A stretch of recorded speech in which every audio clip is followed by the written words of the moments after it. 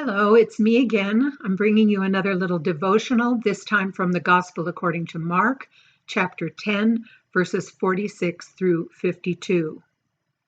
Jesus and the disciples came to Jericho. As he and his disciples and a large crowd were leaving Jericho, Bartimaeus, son of Timaeus, a blind beggar, was sitting by the roadside.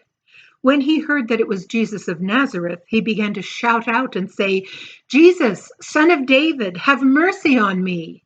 Many sternly ordered him to be quiet, but he cried out even more loudly, "Son of David, have mercy on me."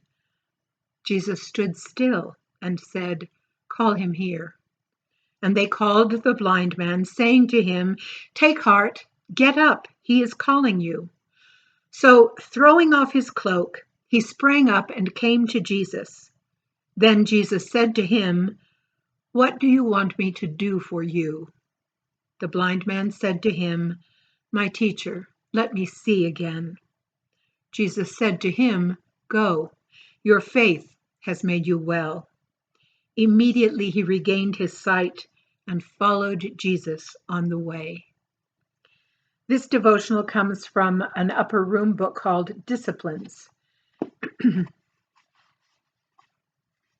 When the crowd calls Bartimaeus to Jesus, the beggar throws off his cloak and leaps up. He leaves behind what is probably his only possession, his means of protection and livelihood. The cloak he uses to keep warm at night, and which he spreads out during the day to collect coins and scraps of bread. He leaves everything he has and comes to Jesus. Maybe that leap of faith begins Bartimaeus' healing. Maybe at that moment he is saved. He cannot see the way. He does not know what lies ahead, but he goes.